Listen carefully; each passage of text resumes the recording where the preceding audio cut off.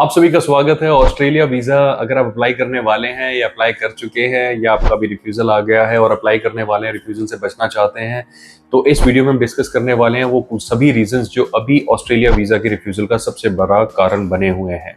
तो इस वीडियो को एंड तक ज़रूर देखें ताकि आपको ये सारा कंसेप्ट क्लियर हो। आधी अधूरी इन्फॉर्मेशन के साथ कभी भी वीज़ा अप्लाई ना करें। हो सकता है कोई छोटी सी इन्फॉर्मेशन आपके लिए इतनी यूजफुल बन जाए जो आपको तुरंत वीज़ा दिला सके, इसलिए इस वीडियो को एंड तक देखना ज़रूरी है। इस वीडियो को आप सेव भी करके रखें ताकि आपको फ्यूचर में, भविष्य में जब भी देखने की जरूरत पड़े आप इसे तुरंत देख सकें। और अगर आप चाहें तो इस चैनल को सब्सक्राइब कर लीजिए क्योंकि ऐसी अपडेट्स आपको यहाँ पे मिलती रहेंगी। तो ऑस्ट्रेलिया वीज़ा का जो सबसे कॉमन रीज़न है, जो सबसे प्राइम फैक्टर है, वो मैं आपको बताना चाहता हूँ, वो है फ्रेश पासपोर्ट जो अभी के लिए बना हुआ है। और फ्रेश पासपोर्ट पे वीज़ा सक्सेस रेट काफ़ी कम है इस वक्त। यानी अगर किसी ने कोई ट्रैवल नहीं किया इंडिया से बाहर और वो फर्स्ट टाइम सीधा ऑस्ट्रेलिया का वीज़ा लगा रहा है तो उसको वीज़ा मिलने के चांसेस इतने अच्छे नहीं हैं।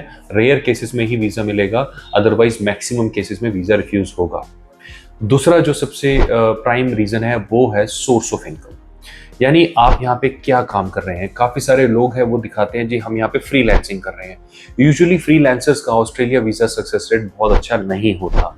और अगर आप कोई प्राइवेट जॉब कर रहे हैं जिसमें कंपनी कोई खास रेपुटेशन वाली नहीं है, उस केस में भी हमने देखा है वीज़ा सक्सेस रेट कॉम्प्रोमाइज़ हो सकता है।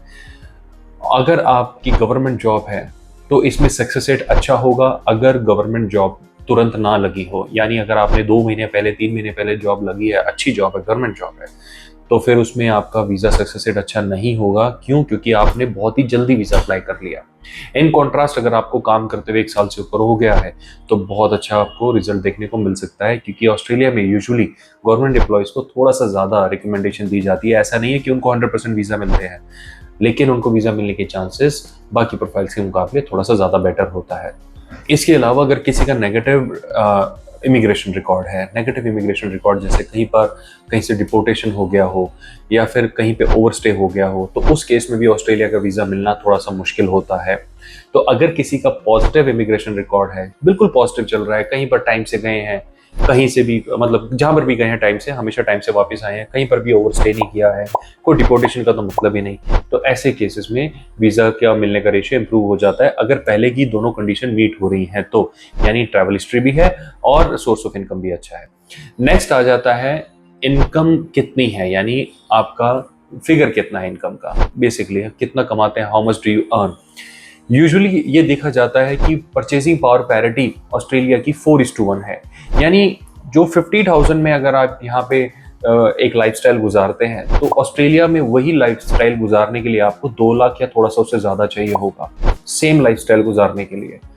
ठीक है, तो ऐसा इसे परचेसिंग पावर पैरिटी के हिसाब से तोला जाता है। तो उस हिसाब से अगर हम देखें तो 50,000 के आसपास की जो सैलरीज है that is considered an acceptable salary. 50 या उससे ऊपर की सैलरी अगर आपकी है और आपकी एम्प्लॉयमेंट थोड़ी सी पुरानी है और आपके ट्रैवल हिस्ट्री भी है, थोड़ा बहुत एसेट्स भी है, तो उस केस में वीज़ा मिलने के चांसेस अच्छे हैं।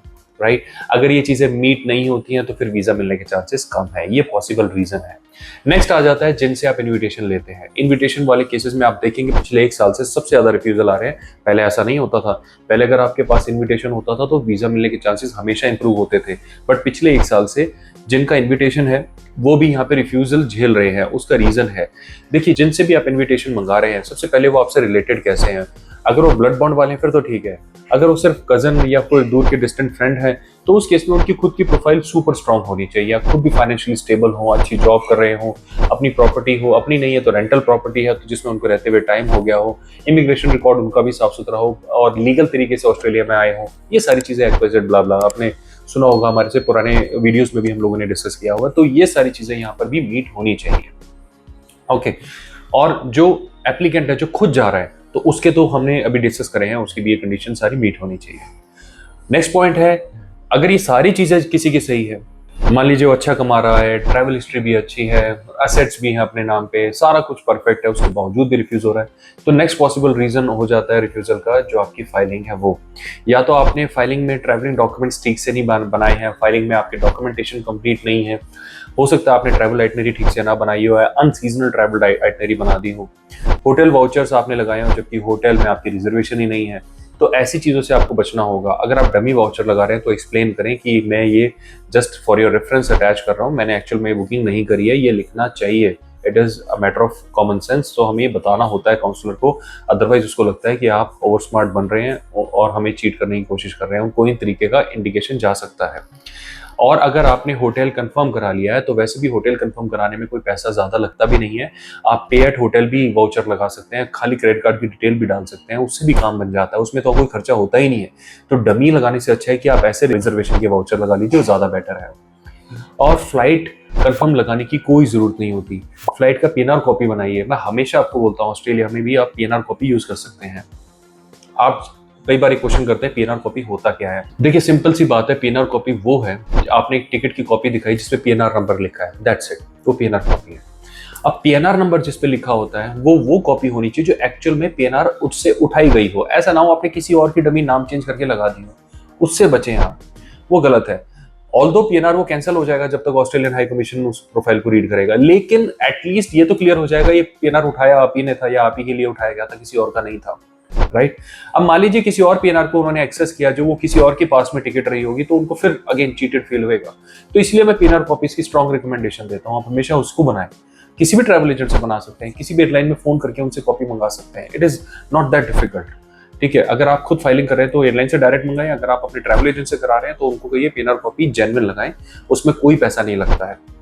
आपको कंफर्म टिकट लगाने की कोई ऑब्लिगेशन नहीं है। ऑस्ट्रेलिया नहीं कहता कि आपको 100% कंफर्म टिकट लगानी है टूरिस्ट में। हाँ, अगर आप किसी और कैटेगरी में जाते हैं कई बार उसमें कंफर्म टिकट की रिक्वायरमेंट हो सकती है, बट टूरिस्ट में नहीं होती। नेक्स्ट पॉइंट आ जाता है, अगर फाइलिंग भी ठीक है, पहले वाले सारे पॉइंट भी ठीक है, फाइलिंग भी ठीक है, फिर भी रिफ्यूज हो गया, तो नेक्स्ट पॉइंट हो जाता है आपके खुद के क्रेडेंशियल्स। यानी आपने जो टैक्स रिटर्न फाइल करे, आपने जो अकाउंट स्टेटमेंट लगाई, आपने जो इनकम सोर्स दिखाया वो आपस में एक दूसरे से मिसमैच कर रहे हो। आपने दिखाया कि भाई मैं तो साल के 5 लाख कमा रहा हूँ, लेकिन देखा जा रहा है तो ट्रांजेक्शन जो हो रही है 25 लाख की हो रही है, तो आप इतना कम क्यों डिक्लेयर कर रहे हैं। और उल्टा भी, जैसे मान लीजिए कोई 5 लाख रुपए कमा रहा है लेकिन आईटीआर वो 10 लाख की डाल रहा है, तो उस केस में भी चीजें जेपरडाइज हो जाती हैं। तो ये चीजें मैच होनी चाहिए। और आप अगर बिजनेस करते हैं तो कई बार लोगों को लगता है कि बिजनेस अगर हम कर रहे हैं तो उसमें करंट अकाउंट की जरूरत नहीं है। तो अगर आप बिजनेस कर रहे हैं तो करंट अकाउंट लगाइए। देखिए एम्बेसी को आपके टैक्स से लेने देना नहीं है। एम्बेसी बस ये देखना चाहती है कि आपका बिजनेस फर्टाइल है। आप ये ना सोचे कि मैं अपनी करंट अकाउंट की स्टेटमेंट लगा के जो मैंने टैक्स बचा रखा है एम्बेसी को ना पता चल जाए, ये अथॉरिटीज को ना। कई बार हमारे क्लाइंट कहते हैं ऐसा तो नहीं है ये एम्बेसी वाले इंडियन गवर्नमेंट को बता देंगे, इनको कोई मतलब नहीं है। आपने अपना टैक्स बचाने के लिए जो भी कैलकुलेशन करी है वो आपकी पर्सनल है। ये बस वो देखना चाह रहे हैं कि आपका एक्चुअल बिजनेस एग्जिस्ट करता है या फिर आपने एक ब्लफ किया है, बस ये होता है सोर्स। तो आप अगर बिजनेस दिखाते हैं तो आप हमेशा अपनी करंट अकाउंट स्टेटमेंट भी साथ में अटैच करें। अगर आप नहीं करेंगे तो वो बाय डिफॉल्ट फ्रीलांसिंग में काउंट हो जाएगा बिजनेस, जो मैंने वीडियो के स्टार्टिंग में बताया था कि फ्रीलांसर्स का सक्सेस रेशियो अच्छा नहीं होता, तो उसमें काउंट हो जाएगा और आपका वेल एस्टेब्लिश्ड बिजनेस भी आपकी हेल्प नहीं कर पाएगा। तो ये सारे पॉइंट्स हैं टोटल जो हमने डिस्कस करे हैं। अगर उसके बावजूद भी वीजा नहीं होता है तो थोड़ा सा फिर इसमें हम थोड़ा लक का ही हेल्प ले सकते हैं, थोड़ा सा सोचेंगे हो सकता है कि अभी जाने का समय ना हो। अदरवाइज अगर ये सारी चीजें आप करेंगे तो 90% से ज्यादा अश्योरेंस आपके वीजा को हो जाएगी। 100% वीजा कभी गारंटीड नहीं होता। जहां पर 100% आ जाए ना वहां पर आप समझिए दाल में थोड़ा सा काला है, तो थोड़ा बच के रहने वाली बात हो जाती है। अदरवाइज वीजा मिलते हैं, इतने डिफिकल्ट नहीं होते, इतने मुश्किल नहीं होते जितना लोग समझते हैं, बस थोड़े से टेक्निकल होते हैं। अगर हम वो टेक्निकलिटीज को समझ जाएं तो वीजा मिलना आसान बन जाता है। तो मुझे उम्मीद है इस वीडियो ने ये इन्फॉर्मेशन देने में आपकी हेल्प करी होगी और आपको समझाने में भी हेल्प की होगी। बहुत सारी इन्फॉर्मेशन के साथ बहुत जल्द फिर मिलेंगे। अपना समय देने के लिए धन्यवाद। बाय।